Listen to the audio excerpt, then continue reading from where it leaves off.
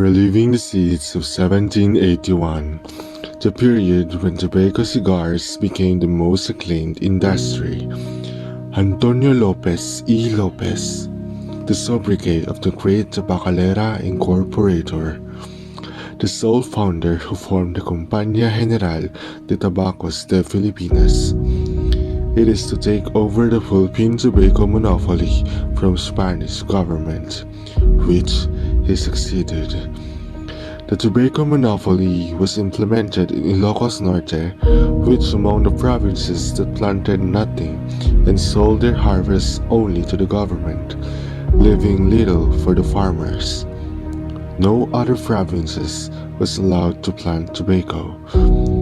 During the Spanish colonial period, Ilocos Norte, including Negras, Lawag, and Curimao, played a crucial role in the production of tobacco, which became a highly sought-after commodity in the galleon trade.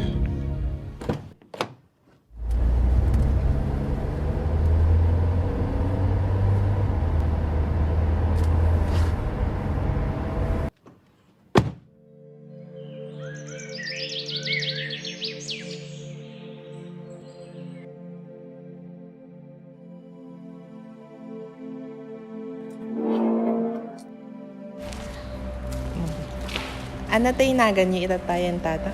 Really, ano? Pilian. Mano tayo tawen tayo? 68.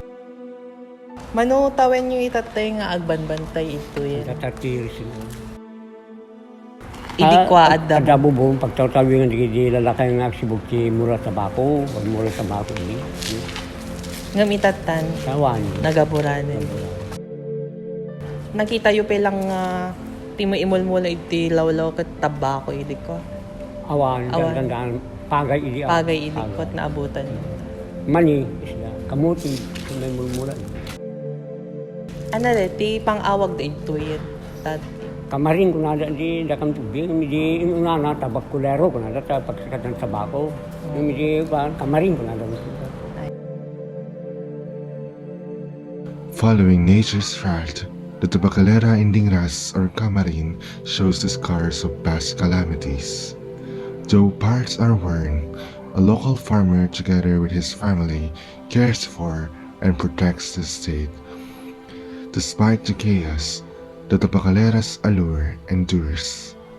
At sunset, it stands, a silhouette against the horizon, a symbol of resilience and enduring beauty amid brokenness.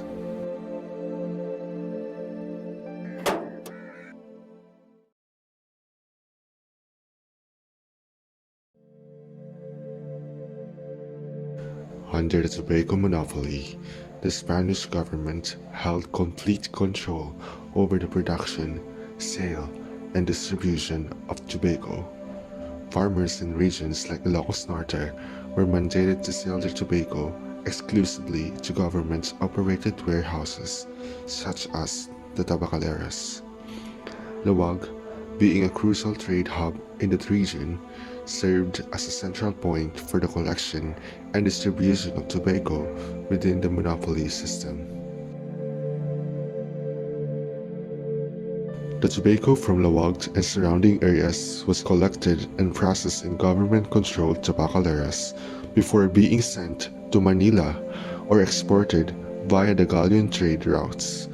The monopoly system was a source of significant revenue for the Spanish government but was often met with resistance from local farmers due to their strict regulations and low prices offered for their tobacco.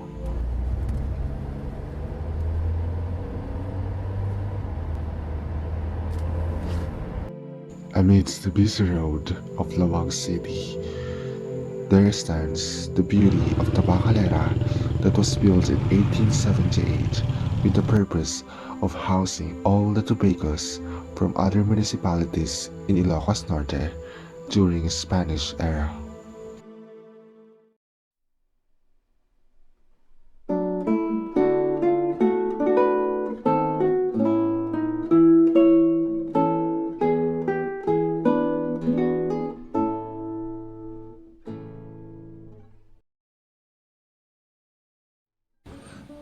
During the galleon trade, lawag and dingras were important in different ways.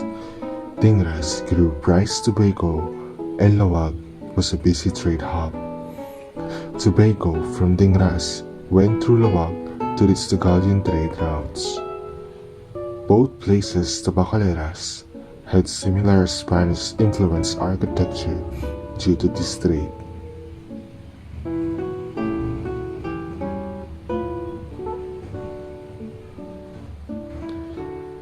Dingras had large estates with Spanish-style buildings, much like Lawag's tabacalera. This shared history shows how the galleon trade shaped both places and their architecture.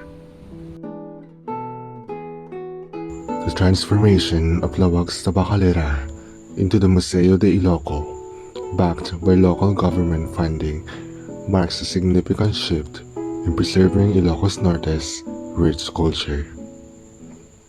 Once a bustling trade center, the tabacalera now stands as a heritage hub showcasing the traditions of the region's towns. The museum offers a glimpse into Ilocano heritage, serving as a window to the past.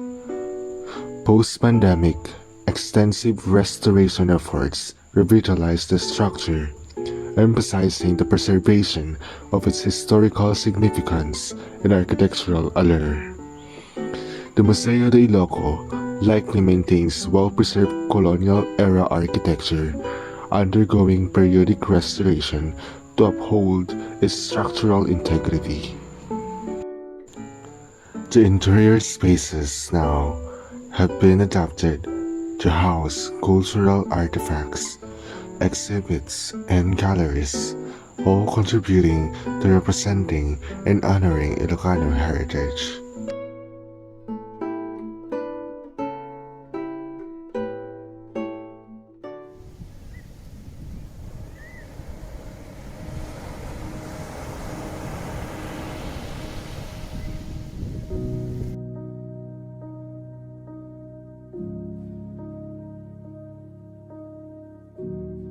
Curimao, as a town in Ilocos Norte, also played a role in the tobacco industry within the framework of the government-controlled system.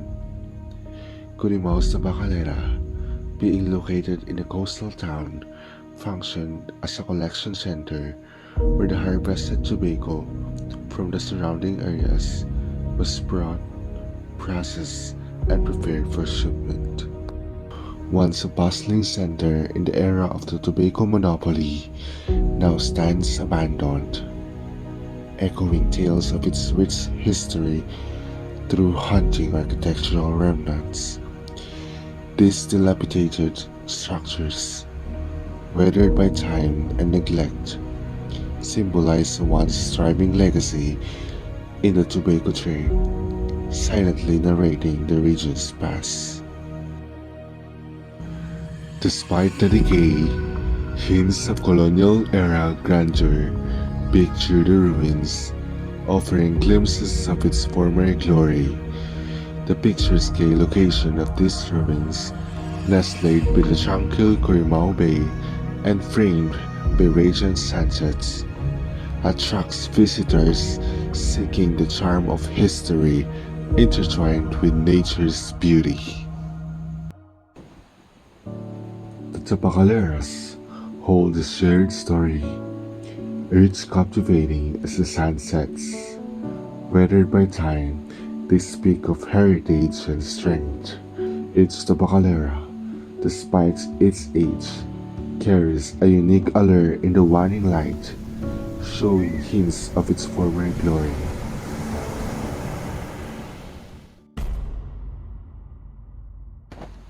Kapag ang araw ay sumasalubong sa mga lumang tabacalera, ito ay isang mahinahong sandali. Ang mga kwento ng nakaraan ay nagtuduyan sa payapang paglubog ng araw na nag-aanyaya sa pag-iisip sa matagalang pamana na dala ng mga isakturang ito.